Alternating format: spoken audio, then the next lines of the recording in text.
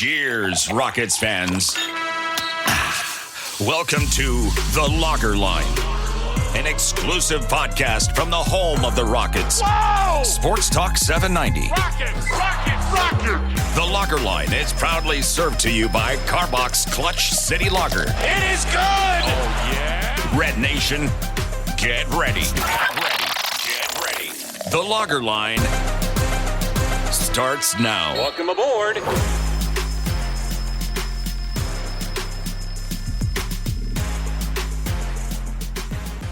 Welcome in to another new episode of The Lager Line, as always served to you courtesy of Clutch City Lager of Carbach Brewing. I'm your host, Ben Dubose, editor of USA Today's Rockets Wire and a contributor to Sports Talk 790, the official flagship radio station of the team. On today's show, I'm joined by Jose Lopez, Senior Creative Director with the Rockets. Jose, thanks so much for taking the time. How are you? I'm great. Ben, thanks for having me. Absolutely. And for our listeners, the reason we're talking to Jose today, it's been a very busy week for the Rockets in terms of marketing and particularly on the creative side. Just within the last few days, the end of October and the first couple of days of November, you've had two new courts for Toyota Center released, with both the in-season tournament court, that's from the league office, as well as the City Edition court that's put together by you guys within the Rockets. And of course, that's done to match this year's new city uniforms. You've had the blue pinstripes the last couple of years. That's migrating to a new H-Town themed design that pays homage to the Slamma Jamma days of Hakeem Olajuwon, Clyde Drexler legends, not just with the Rockets, but really with the entire city of Houston and its basketball history, going back to their days at the University of Houston. It's a sleek white design, and I think probably what stands out most is the dunking astronaut, which is a really nice touch. But yeah, between, I would say, the two courts and the new City Edition uniforms, which were released on Thursday, even by usual early season standards, which are always busy for marketing and creative services, this is a particularly busy rollout week, correct? Yes, absolutely. And you described everything that I was about to talk about. So we're done. I'm kidding. No, we want to get your perspective because you're the expert here. I guess for starters, for people who don't know your story, just tell us a bit about your time with the Rockets, when you joined the organization, and what your role as basically the lead of creative services means within the Rockets. Yeah. So I started here January of 2005. It was in, I guess, the middle of the RUN season. Which was Yao Ming and Tracy B. And the department was tiny. It was just it was two designers. I'm not saying there wasn't an emphasis on creative, but I know at the time a lot of teams, whether it was basketball, MLB, NFL, they would outsource creative to agencies. I'm glad that they saw the value here at the Rockets to have everything done in-house since then. So 04, 05, so I'm entering I want to say this is my 20th season for the Rockets as a senior creative director now. So yeah, I do oversee the creative output, the look and feel, make sure that we have brand standards and that everybody follows our guidelines. Our logo right now is a little bit complicated because of the vapor trails. Does it have a drop shadow? Does it have a drop shadow? How does it change? How does the color scheme change? And that's pretty much in a nutshell. I mean, I say in a nutshell, but there's a lot more to it. Were you a Houston kid growing up, or where were your origins? That's a good question. So I'm not even from this country. I'm from down in Central America, from Panama. I love it down there. Back then, it was a country of 2.5 million people. Now I want to say there's 4 million people. And, that's a great thing about sports. It brings people together. Basketball was always massive back home. And, you're from a different country and you go down the street and you see people with Lakers, Bulls, and the Celtics jerseys when I was a kid. Didn't see a lot of Rockets, but I loved basketball in general. Like every kid growing up in that time, Michael Jordan was the guy, and that's what that's how I got fixated with sports. And but I did move to New Orleans when I was a kid, and then I ended up moving back home. I went to 11 different schools growing up, all through high school. We would move from Panama to New Orleans. So going to sporting events was always awesome. To me, it was there was nothing like it, and I never really wanted the best piece of memorabilia for me, and it still is a ticket. Being at the game and having that ticket stock that you were at that game, especially if something big happened. So I collect a lot of ticket stuff, and I appreciate whenever I appreciate people who are collectors, and sports. It's global, and it's some people say, oh, you're not saving lives, and I'm just like, no, you're not. However, it is a major distraction for people throughout the day, and I know when I didn't work in sports and I worked at an ad agency, when you're having a tough day, I remember one of my friends coming over and said, hey, I got tickets to the game. Do you want to go tonight? And I'm just like, oh my God, that'd be great. So that's what we bring in day to day here at the Rockets. And listen, I don't have an athletic bone in my body, but my contribution to this team is telling that story day in, day out with our team. And it's pulling at the heartstrings of fans, to make that purchase, to come to the game, to buy a hat, to buy merchandise, to fall in love with the team as a kid and growing up. And then later down the road, you'll buy season tickets because you're enamored with that brand. And that's, again, it's a cycle. Like I do that with my kids. We come to the games and they will die Rocket fans. Yeah, I can definitely relate to the role of the NBA in that part of the world. I actually had a layover of about 3 hours earlier this year in the Panama City airport. My wife and I went on vacation to Colombia. And so that 3 hour layover, of course, we walked around the airport, and the Panama City airport has a million, little shops. And it was stunning how much NBA apparel there was. Now, a lot of it's for, the flagship franchises, the Lakers, and even now, 25 years later, there's still so much late 90s Bulls gear just because of how influential that group was to the overall culture of the league and the sport. But the point is that, the NBA is truly a global game. And I could tell within just a few hours of getting off the plane in the Panama City airport that, it's something that really resonates with the audience there. And for that matter, in Colombia as well, when I was on vacation there. So I think I can definitely relate to that on a very small scale. And I can see how that sort of prompted you to, at least grease the wheels for what eventually became your career path. And now basically 20 years with the Rockets doing great work.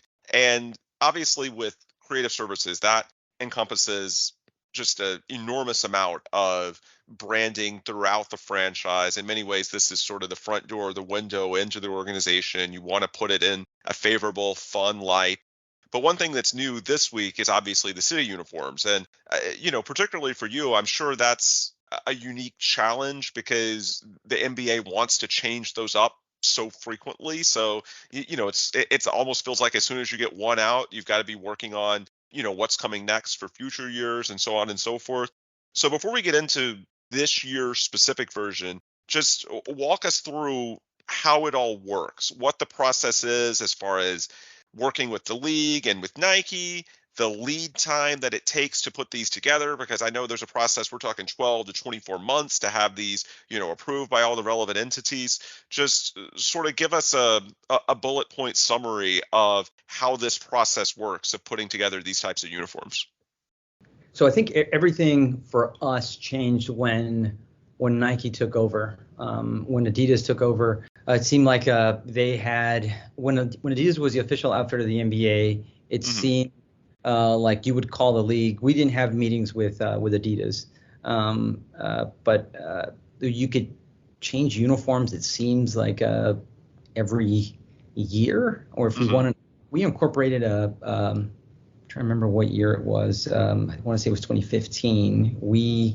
Adidas needed some. They were asking team for secondary logos, and at the time, like, we didn't have one. And I had created an HR logo a long time ago. And I ran it by my boss at the time, and he was like, oh, yeah, that is pretty cool. Like, send it over to Adidas. And then 6 months later, it was on the warm-ups. And I was like, oh, that's crazy fast.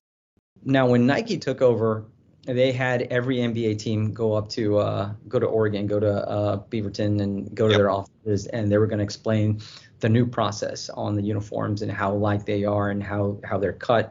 Right now, the city program, we work 2 years ahead of time. So This particular one, the one that we're working on right now, I'm sorry, the one that was released yesterday, I started working on that in 2019. Oh, wow.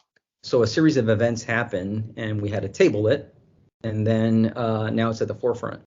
However, because of COVID, that's kind of jumping off the rail there, but COVID did throw a wrench on a lot of things, and we had to wear our city uniform, our pinstripe uniform, 2 years in a row. But because of production, you have to work with the league 2 years ahead of time. We have monthly meetings with Nike and the league, and it starts off with concepts, and we have to upload everything to the server where we meet with the league and Nike on what works, what doesn't work. And then we have to obviously get everything approved internally, and then it goes to ownership. And then we go up to Nike and we go back and forth. They send samples, and then they do broadcast tests on them. So the players, not our players, but at Nike, players run up and down a court to see, are the numbers legible? Do you remove some of the sheen on the numbers? Do they have to be a specific size? What's the max minimum size that you can go? So that's one of the reasons it takes 2 years. Now, the downside of that is that things always change, right? Like I have our 24-25 city uniform in my office right now. And again, I think fans will love that one. Working on 25-26, working on 27-28. And while you're working on that, you're also working on everything else that's going on in the building. Like, again, our job I feel like my job and our team's job is to sell. And by that what I mean by that is we have to tell a story day in, day out in order to, like I said earlier, pull at the heartstring of the fans to make them make that purchase, want them fall in love with the team, a certain moment. Yeah. And for them to come to the arena. And so you constantly have to one up yourself season after season. The city program, like I read online and I hear people say, oh, they should just stick to what works, keep their core uniform, keep their home, their road, and their statement uniform. And I understand that. However, sports is fun. So if you have the opportunity to tell that story in a different light, why not do it? I mean, I know that some cities, they don't have the history like a big city like Houston, right? That you can pull from different runways and get a different storyline. And fortunately, like we have that, and we have plenty different stories to tell. This one in particular is phenomenal. So I'm sorry, go ahead. No, I was just going to say, how challenging is it to constantly, and I guess it's not just a challenge, it's also an opportunity for someone that's creative like yourself, but just how difficult is it to have to do this every single year? Because, one of the questions or talking points that I see, at least on social media, is, it feels like a lot of these city uniforms are getting worse from one year to the next. And especially for some, smaller markets that don't have the history that Houston does, as you were just describing, then it can be really challenging because it's like, well, you've already done this. How many other different ways can you do it when you're literally putting out something brand new every year or close to every year? I know you had the 2 years with the pinstripes, but that's a, exception to the general rule. How difficult is it? And I guess Houston makes it slightly easier because there's more to pull from, but just how much of a challenge is it to, constantly try and reinvent yourself every year through this? It's challenging. It's definitely challenging, right? Because it's one thing to have the concept, but then how do you bring it to life? And listen, like, I think people love to hate, right? Like, yes, that's true too. I come to work and I see everything as a blank canvas. And when the day's over, I get to show, hey, I did X, Y, and Z. Like I can visually see something. So whenever you build anything, whether it's a ticket ad, whether it's a billboard, whether it's a logo, whether it's a uniform, people jump online and say, oh, they should have done X, Y, and Z. Okay, I get it. But start with a white canvas and come up with something. That's how I always look at things, right? And I do. I mean, like, do I read social comments? Every now and then some people tell me, some people give me their feedback. Hey, I read this, I read that. I was like, oh, that's great. The reality is that ownership approved it. Our bosses like it. So things are great. And I'm very confident in the work that our output and our story, because, again, good example, this year, uniforms were leaked. and people just start like rattling, saying that, oh, this is bad. I think they were comparing us to the Clippers, so the Houston Clippers, and I was just like, that's pretty funny. I guess, but they don't know the story that we're going to tell. Like, nobody knew that Clyde and Hakeem were here. We met with Hakeem in 2019. We met with Hakeem in 2021 to talk about this uniform and ask him all these questions. Same thing with Clyde. We asked him, first of all, I have 14 versions of this uniform, like on my screen. And, do you do a red one? Is it white? Back then, it was you had your road and home, road and home. So your uniform was basically white, and Hakeem was just like, like we wore the whites a lot, like we represented the city, wearing white. Yep. I think the white one would, I think that would work the best. Now, with Nike, like the tapering on the on the armholes and the neckline, they're a lot thinner. If you go back to that uniform, they're very, very thick, and they're very, very heavy nylon uniforms. So how do you infuse that into a thinner stripe? I guess I'm getting off topic. It is challenging. And do we have stories? We have a ton of stories. We have uniforms that won't see the light of day, and they're all city-based. And we have uniforms that were cool, but just didn't work. And going back to the pinstripe, our remix here, the 75th anniversary of the NBA, we had a pinstripe ketchup and mustard. Looked cool. However, we've worn ketchup and mustard in the past. So get out of that color scheme and infuse that blue. Like, Yao Ming's rookie year, Steve Francis competing in the contest. Like, why don't you bring that in? Because that's a different generation that grew up watching those guys coming up. And the year before, you had the special 25th anniversary classic uniform. So you'd already done the ketchup and mustard within a year or two previous of that, right? Correct. Yes, that was Russ and James. Yes. The mustard. Yeah, the one mission year of 2019 to 2020. Yeah. What became the COVID bubble. Yeah, it's like that's how I think of years. I'm just like, oh yeah. that's Pursuit. That's Run as One. That's One Mission, 50th anniversary. That's how I see my years.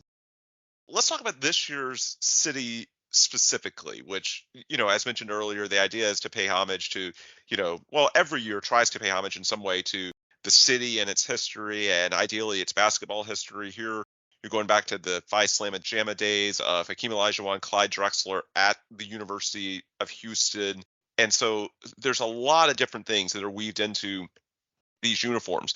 One thing that I really enjoyed, so marketing had sort of teased to these for the last few months. I think starting in July and August on some of the schedule release graphics, you could see colors, just small components here and there of what, eventually was released this week. And one thing that actually did not leak, and this to me is actually one of the best parts, is the dunking astronaut that's on the shorts, and it's also at the centerpiece of the corresponding city court. And to me, that is just, it looks really cool. And I think that stuff is going to sell to an insane degree, because somehow the dunking astronaut, the dunkstronaut, I've seen some people call it, is sort of like a amazing combination of obviously the Rockets, but also U of H with the color scheme, the Phi Slamma Jamma, and even the Astros, because it's an astronaut, and this is, the era of the Astros, the last 10 years or so in Houston sports. So somehow that dunking astronaut, it's obviously a Rocket. There's a Rocket logo on it. He's dunking a basketball, but it ties in with not just the University of Houston, but the Astros as well. And so that's just, to me, that's what the city program should be all about. It's about tying the community together and really getting to, the fabric of the community at a point in time. And this encompasses, multiple teams, multiple generations, multiple decades. So there's a lot that went into this.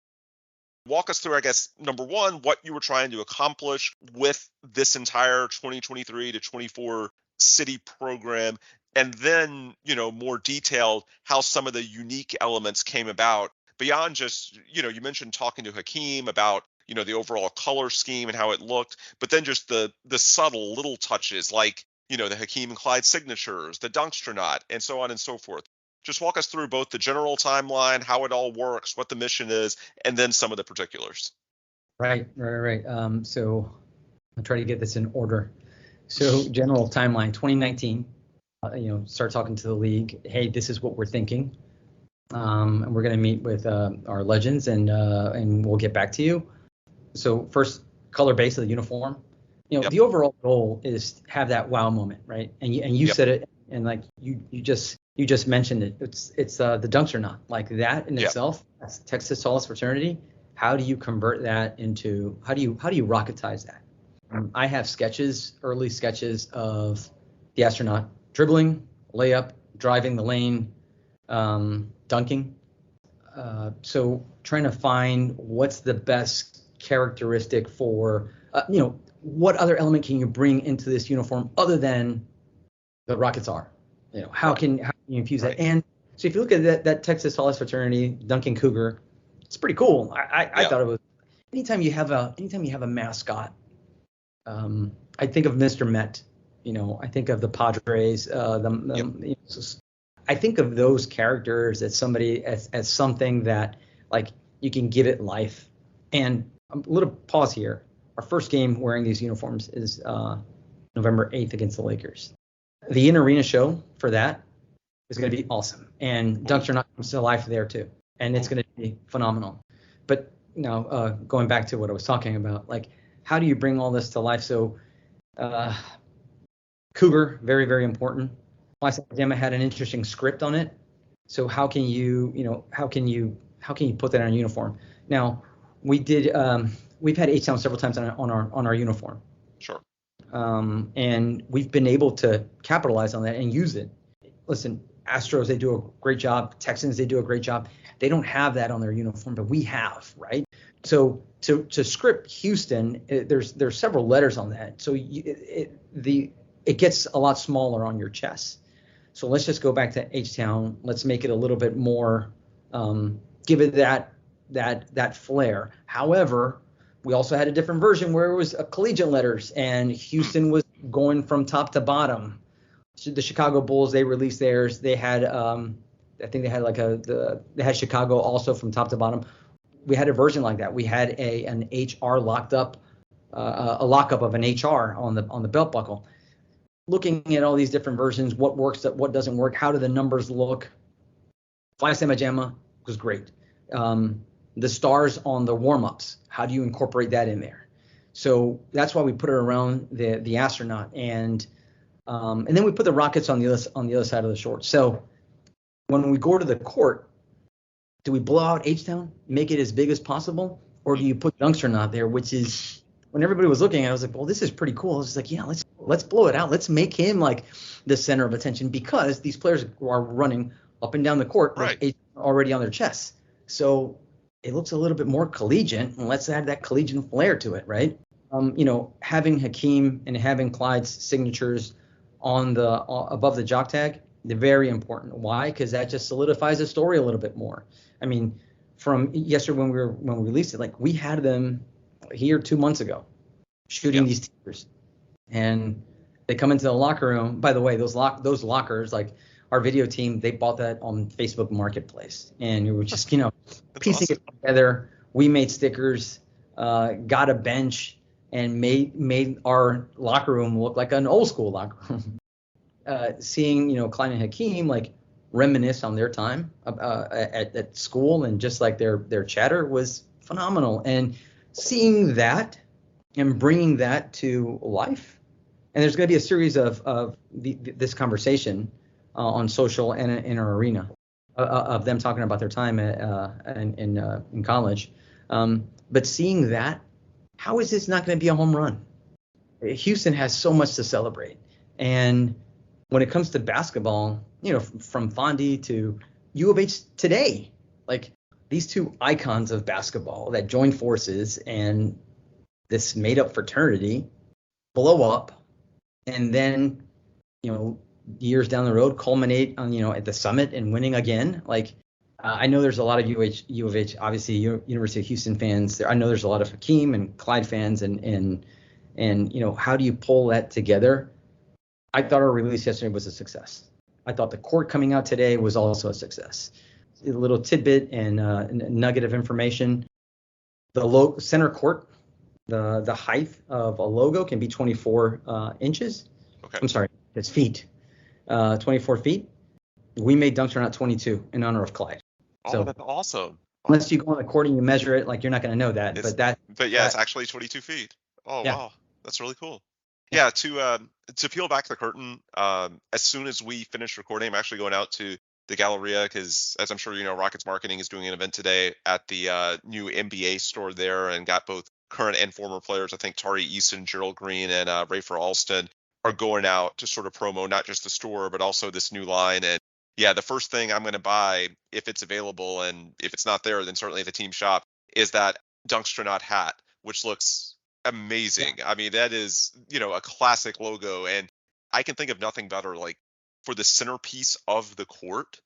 That is just a phenomenal decision, in my opinion, as opposed to the H-Town, which, it's been done before. Like, you did have this sort of Love You Blue uniforms from a couple of years ago, which, by the way, thank God the NFL did not come after you the way they came after the University of Houston, right? Correct.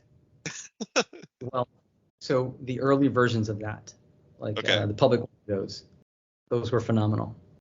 We were in contact with the league and what you can and cannot do for that uniform. Okay. So there was a lot that happened that season.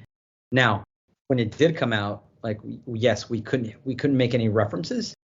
However, that was unfortunately that was a COVID year. We did have a pretty cool rollout, and maybe we'll revisit that at some point.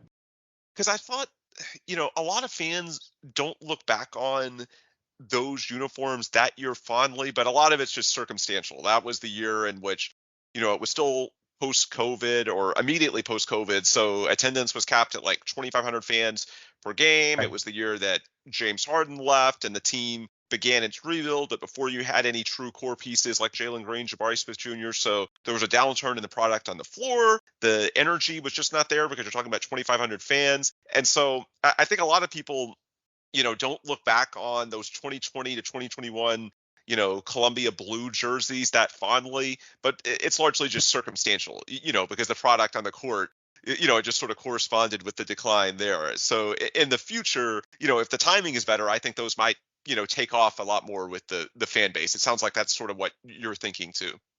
Right. And I feel like we kind of started something because when we started this, we were like, well, nobody else has done it. And then all of a sudden we saw a lot of people, a lot of teams do it, which is cool. I mean, hey, listen, celebrate the past. Sports it's you have so many generations that follow different players. Houston has so much to offer. Celebrate it all. Absolutely. You've mentioned Hakeem and Clyde a few times in the process. Should also mention that Jim Nantz, who I think most people know, legendary football and golf and college basketball broadcaster for CBS Sports, got his start at the University of Houston. I believe he still considers Houston home, and so he was a natural fit to narrate that video of Hakeem and Clyde, and of course trying to tie it back to the University of Houston and the Phi Slamma Jamma days. How important is it to have the buy-in from, not just people within the organization, but legends, folks like Hakeem and Clyde and Jim that are tied, not just to the current team, but to the history of the organization and the city? How much does that help get the community buy-in on a project like this, that you're involving people, from different walks of life, from different generations, that can hopefully sort of bridge gaps and tie things together? Yeah. Well, first, I'll give credit to our director of marketing, Hunter Segesta, and our senior director of programming, Jim Nantz. I believe that they were the ones talking about Jim Nantz, and Hunter got on the phone and called Jim's people, and it was a no-brainer. He immediately said yes. Yeah, he's a great guy. Yeah, it's and that was great, and that does help. And I think that buy-in helps from everyone. I mean, the more buy-in, the better. It makes your job easier, and it's easier to sell too. Sure. Again, asking Hakeem and Clyde to come down to Toyota Center for a couple of sit-down interviews, for sneak peeks, and when Hakeem saw the final product, he was like, "Oh, this is phenomenal! Like, brought the vision to life." And hearing those type of things are, how doesn't that get you going? Some people ask me like, do you ever get bored of the Rockets? I was just like, I don't see how. Like, I can't control the outcome of the game, but telling the story year in, year out, like, that's awesome. And regardless of the record, our team puts on a great show. Our entertainers, our game ops, like, it's all about the story, getting people into into their seats and entertaining them. Yeah, if I could control the other part, that'd be great too. But yes, tie-in is phenomenal. I think that we're always in contact with our legends. Our community department our VP of community, Sarah Joseph. So that helps having somebody like that who knows all these players that can get them here for anything and ask them questions and bring them in, and then we can convince them of, hey, we're going to do X, Y, and Z. What do you think about this? That's icing on the cake. How important is the court to sort of bringing everything together? Because it started when this city program began with just the uniforms, or I think there may have been a few teams that had their own custom courts, but not everyone did. And now it's sort of become a thing for not just you guys, but I feel like most around the league where, if you have the right court, you can really make it pop. You can bring it together. And, again, for clarity, I want to point out that what's within sort of your jurisdiction is the city court with the Dunkstronut. The in-season tournament court, the solid red with the blue stripe and the H-Town font with the trophy, that's from the league office, correct? That is correct, yeah. Yeah, from around the league. Yeah. So they that was a last minute ask from the league. And that's only 4 times as opposed correct, to 13 for the so we're talking a much smaller chunk with that red. Right. Now listen, it's jarring. Like if you look at it, like you're my head went all over the place. Like when they originally sent it, they had the trophy in the middle and they had a Dunkster in the middle. I was like, whoa, this is crazy busy. Like we can't we can't have this. Let's just put H-Town there just so we can clearly, other than the color, let's celebrate Dunkster, and then in-season tournament we can have H-Town. So yes, we did not design that one. I think it's very important to have the court match the uniform, right? That way you can tell a story and you come to Toyota Center and you can tell that everything changes, not just the uniforms, right? Right. Have the court and tell that story. Our end zone banners, our huddle wall where the players come out, our some of the graphics inside the arena, like everything changes that make it extra special, right? You bring that little. I'm not saying that things are this, they shouldn't. Things shouldn't always be the same, right? I think you have to change, have to evolve, and this gets your creative juices going, right? Our all of our social graphics change for those days. Our slate graphics change, our Rockets win graphics change, and that in itself, it just keeps you fresh and alive, and you use a little colors, different colors, and pump that into the creative and just bring it to life. So I think that yes, the court very, very important to match the uniforms. And that also goes into the lead time. I was talking the other day with Paul Suarez, Vice President of Digital Marketing with the Rockets. I consider him a friend, great guy. And I initially thought that the in-season court was sort of a tandem between you guys and the league office. Obviously, there's some standardization because all the courts for every team are, bold to that same extent. It may not be red. It may tie in with that team's color scheme, but the general concept is the same. And the reason I thought that it was, in collaboration with you was that H-Town font across the trophy at mid-court, which matches it comes close to matching the city jerseys of this year.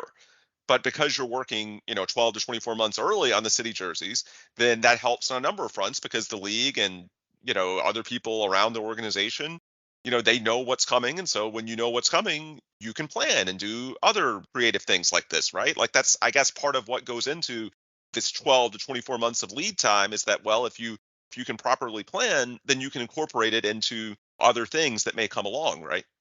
Absolutely. And, it's interesting. We just said there, like, so for us to do a court, our timetable is like 8 months. And again, what works, what doesn't work, what are the, how is it going to look on broadcast? So the league has all these different rules. The in-season tournament was 2 months. So they told us, hey, this is what we're going to do. And and we're going to show you examples of your court. And I was just like, oh, this just broke all the rules. But again, it's still really cool when you look at it because it's something that I've never seen before. I've never seen a red court. It reminds me of Boise with their blue football field. So some teams are going to have blue courts, yellow courts, and we're going to have a red one. So I think, again, sports is fun. And I'll go back to something that I said earlier about people asking to keep your core uniforms the same. And people just like, just just people just being negative in general.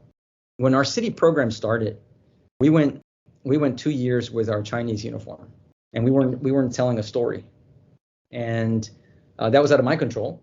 But that's the reality, and that's what we were doing. And everybody was like, "Well, why doesn't Houston do something cooler?" Well, here it is. So we have we have stories to tell, and we have some great ones, and we have some in our back pocket that if things align the right way, hey, let's push that story out and let's get it on social, let's get it on in arena and get the fans like pumped. And yes, and Ben, like you said, you're going to go to the NBA store, you're going to get one of those hats. I suggest you come to Toyota Center and get one of those hats. And we're going to sell. We have authentic jerseys this year. I don't think NBA.com, I don't think the NBA store, they're not going to sell the authentics, but we're going to have the authentic city uniform. And if you buy them at Toyota Center, first 200 people get an autographed limited edition Clyde or Hakeem. I saw that. Very nice.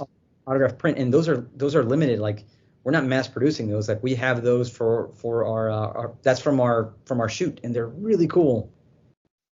All right, so we're winding down now with Jose Lopez, Senior Creative Director with the Rockets. Two-part question. Besides uniforms, what are other examples of projects within your creative purview? And secondly, what are some of those types of projects that really stand out to you historically over your nearly 20 years with the Rockets? I'm going to see if I can remember. So things that stand out for me, 50th anniversary, like that was such a great season because we brought in 50 greats every night, and we would shoot them during the day. Like we would have a photo shoot with them during the day, and we would interview them during the day. As soon as we were done, we would create the autograph card, send it to the printer. The printer would have it here sometimes 30 minutes before doors open, and they were doing their autographs. So that was just a marathon of a season. And our video crew shooting, editing, and producing this piece for online and for in arena. So to answer your question, 50th anniversary patch, that was really important to me personally, just because it's a milestone for the organization. And someone that's not from this country, to watch TV and watch sports and to see their stuff on an athlete is, to me, it blows my mind. So my 13-year-old self, if he would see me, he wouldn't believe it. So to have that patch on the uniform, that was amazing. Seeing our players running up and down the court with that, seeing the logo lasered on some of the basketballs, in the arena, like that was great. But also, I think about the first uniforms that I did was a ketchup and mustard when Dwight was here. Not the sleeve one, but I'm sorry, I jumped ahead. It wasn't Dwight. It was a Scola and Battier. Yao never wore it because he was injured. But that ketchup and mustard with a Houston, it was slanted at the top. Like that's memorable. Like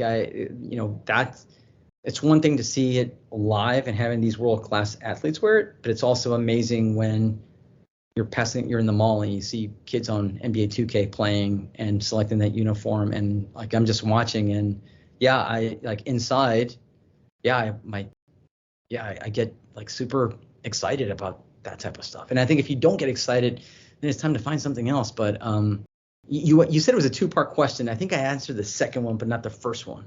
Yeah, just a few examples, and you sort of already answered it by listing those. But just an example or two of things outside of uniforms that fall under your purview in your current role.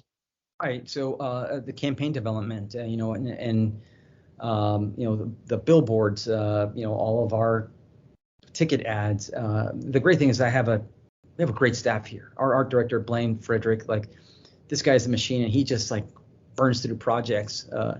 Shay VRL and Hannah Moorhead, like that's our senior designer, junior designer, our video team, Terrence Daniels, Jim Odessa, and so many people that I'm not even mentioning. Like everybody comes here day in, day out, and it's kind of like we have two jobs, right? Because we come here from 9 to 5, but then there's the game, and Sure. After the game, we're waiting. Is there a milestone? Is Jalen going to pass? Does he join Michael Jordan as the 10th player in NBA history to blank, blank, blank. And then once that happens, like we're waiting on our photographers to send images. We download them. Now we're working on graphics to give to our social team, and then our social team, they just pump it out either that night or the next morning. West Coast games are the worst because they end like at 11. Yeah, you're up until 1 o'clock. Then Trust me, I know as a content person. Yeah. Yeah. So it's there's a lot of projects that we're working on that probably won't see a lot of day, and there's a lot of confidential projects that are pretty cool, and I wish I could share. Yeah. Fans would just like go crazy over.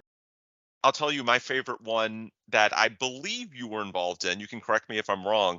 But go back to March 2015, the King James infographic after the Rockets Cavs game. Yeah. Weren't you involved in that? Yes. So that was that's actually a pretty good story. I'd probably have to tell you off of the podcast, but that was a great one. So. And of course, Twitter was a different place at that time, but different beast back then. Right. But I do remember that was an ABC game. Yes, Sunday afternoon. There was also that brief Harden LeBron skirmish during the game. It went overtime. It was very intense. The Rockets won, and so it's meant to be lighthearted. But in a year where you're making the James Harden MVP push, which the organization did, and for him to go out there and do that against LeBron James, arguably the greatest player of all time, and lead the Rockets to the win, it's sort of the perfect creative way to tie it all together, right? It was. So I started. It's not meant to be like insulting. It's just sort of to tie it all together in a fun package. Not at all. I even think about the King James. I started working that in the third quarter.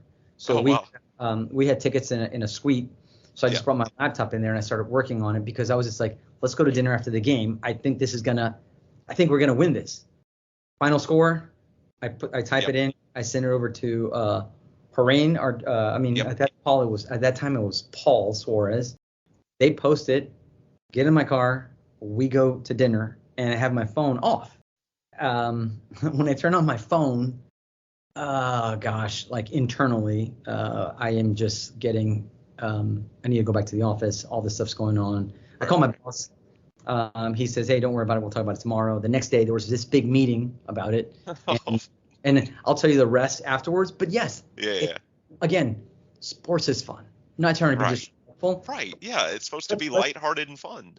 Yeah. Let's have fun with it. I mean, like right now, there's so many negative things going on in the world that sports, it brings people together, it gets people talking. It's a great release from your day to day. And it's everything is lighthearted. Like, don't take things so serious.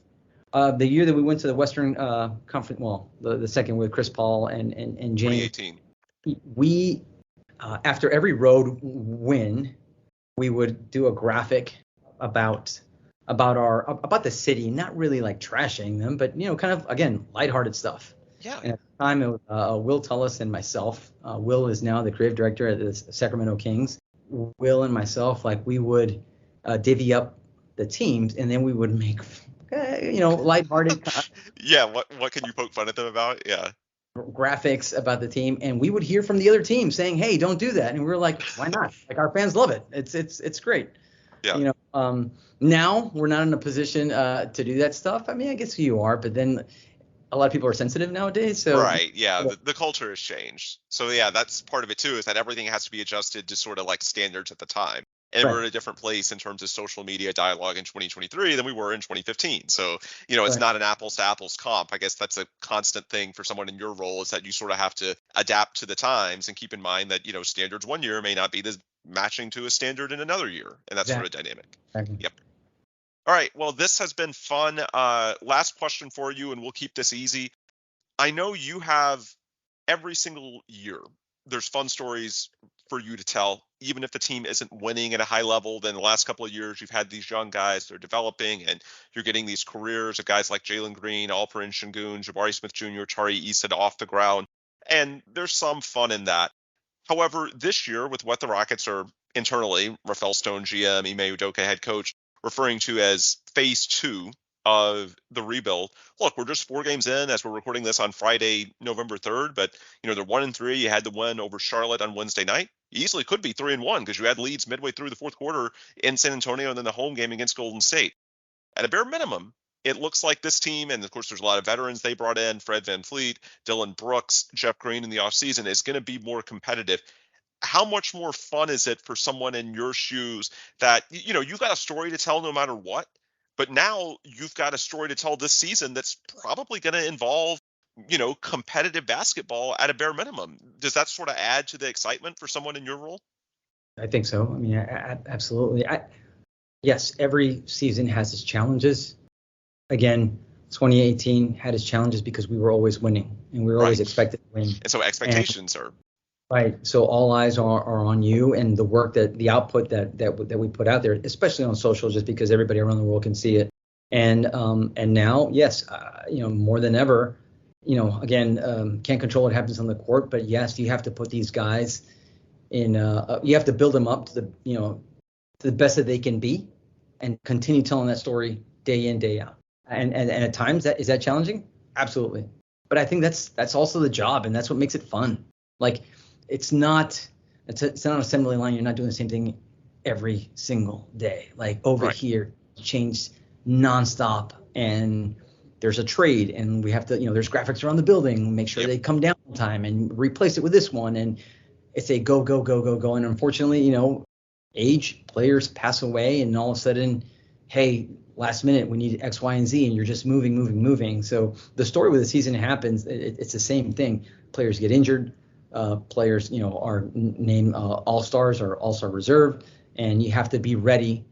You have to be ready for those type of challenges. And like we have so many projects in design purgatory because they were there, it didn't happen, and now we just save it and people don't see it. Great stuff there from Jose Lopez, Senior Creative Director with the Rockets. Appreciate you so much for taking the time. For our listeners that may want to see or purchase the new gear, rockets.com and the Toyota Center Team Shop or rocketshop.com. I'm assuming those are the best places to see and potentially buy the merch, right? That's correct. Excellent. And very last thing for you, anything you can tease to as far as other creative things coming down the pike as this season progresses? That is, I could. I probably wouldn't. But I won't. Yeah. Yeah, I can't. But there are other things. There's some big things. Yes. Big things. Cool. Yeah, that's what I'm trying to make sure that people know to sort of keep their eyes peeled because stuff is coming for this particular season, right? Yes, that's correct. Excellent. All right. Well, you can follow the Rockets on social media or go to rockets.com and you'll stay in the loop on that and everything else related to the franchise. Jose, thank you so much for the time. Ben, I appreciate it. Thank you. All right, and that will do it for today's show. If you want more content from us at The Logger Line, you can do so simply by following The Logger Line on Twitter/X. If you hit up the link tree, that's where you can find links to our friends, partners, and sponsors, Carbach Brewing, Sports Talk 790, USA Today's Rockets Bar. You can access all of their content. You can also, through that link tree at The Logger Line, hit up Apple, Google, Spotify. If you're not already subscribed to the podcast and left a positive review, please do. We would greatly appreciate it. All right, with those plugs complete, we'll adjourn. For Jose Lopez, I'm Ben Dubose. Thanks as always for listening, and please come back soon for another new episode of The Logger Line.